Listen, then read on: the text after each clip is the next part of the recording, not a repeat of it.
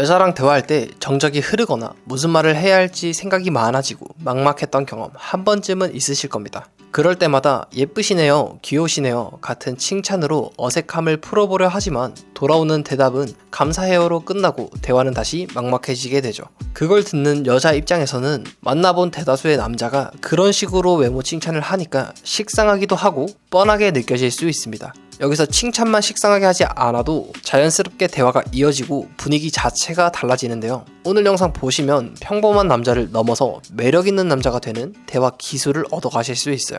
진짜 쉬우니까 꼭 써먹어보세요. 우선 정적이 오는 순간을 깨고 싶고 분위기를 전환시키기 위해 칭찬을 하곤 하지만 식상한 칭찬은 차라리 하지 않는 게 더 낫습니다. 진짜 효과적인 칭찬을 하는 방법은 구체화와 관찰에 있는데요. 대부분의 사람들이 잘못 이해하고 있는 게 그냥 좋은 말을 해주면 칭찬을 했다고 생각을 하는 거예요.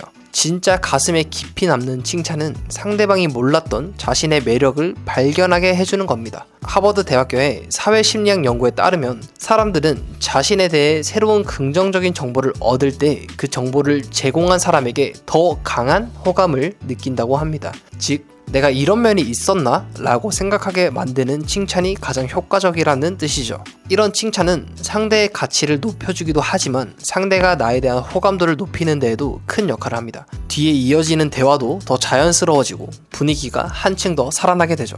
그럼 이런 칭찬은 어떻게 할까요? 그 비결은 바로 대상보다 특징을 칭찬하라는 것입니다. 할 말 없을 때 칭찬하는 경우, 상대방의 얼굴이든 몸매든 겉으로 보이는 걸 얘기하는 경우가 정말 많은데요. 이럴 때 예쁘시네요, 귀여우시네요 처럼 말하면 식상하게 느껴질 수 있습니다. 이럴 때는 특징에 이유를 더하는 방식이 효과적입니다. 예를 들어서 앞에 있는 여자의 눈이 예쁘다고 느껴졌다면 눈이 되게 또렷하고 맑아 보여서 계속 보게 되네요. 이렇게 표현해보세요. 단순히 눈 예쁘시네요 보다는 훨씬 더 개인적인 관찰이 담겨있고 상대의 특징을 깊이 바라본 표현이죠. 만약 옷을 잘 입었다고 느꼈다면 옷 잘 입으시네요 대신 입으신 원피스 색 조합이 진짜 잘 어울리세요. 패션 센스가 되게 좋아 보이네요. 이렇게 말하면 상대방도 자신의 감각이 인정받았다는 느낌을 받게 됩니다. 여기서 질문을 살짝 더하면 대화가 훨씬 다채로워져요. 눈이 예쁘세요 다음에 질문을 눈을 따로 관리하시는 거예요? 라고 붙이거나 패션에 대한 얘기를 한 다음에 혹시 패션 쪽으로 공부하신 적 있으세요? 라는 질문을 한다면 상대의 반응을 유도하는 자연스러운 흐름이 되고 칭찬이라는 단어 하나에 대화라는 가지를 뻗어나가게 만들 수 있죠. 이런 식으로 칭찬을 구체화해서 질문까지 곁들이면 당황스러운 정적을 깨는 무기를 갖게 되는 셈입니다. 칭찬은 단순히 분위기를 부드럽게 하기 위한 수단일 수도 있지만 더 나아가 상대에게 호감을 심어줄 수 있는 강력한 트리거가 되죠. 사람에게는 일관성이라는 심리적 특성이 있습니다.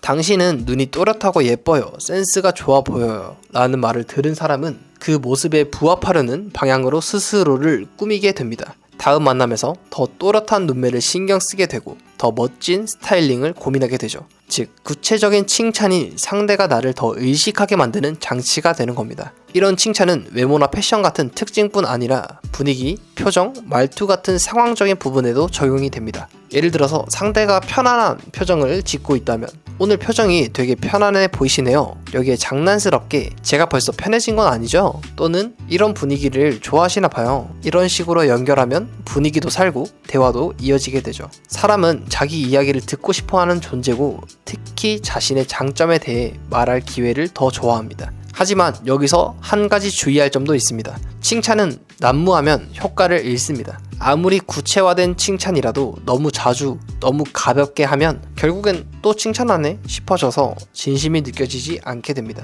정적을 깨고 싶을 때 혹은 대화를 이어가고 싶을 때 적절한 타이밍에 한 번씩 사용하는 게 좋아요. 아니, 이렇게까지 신경 써야 하나요? 너무 계산적인 거 아닌가요? 이렇게 생각하실 수 있습니다. 하지만 이건 계산이 아니라 관심이고 존중이에요. 상대방을 더 자세히 바라보고 나의 감정을 솔직하고 담백하게 전달하는 방법이죠. 저는 연애라는 게 단순히 이성 친구를 만나는 일이 아니라고 생각해요. 서로를 아껴주고 서로의 가치를 높여주는 관계, 그게 진짜 좋은 연애라고 생각하거든요.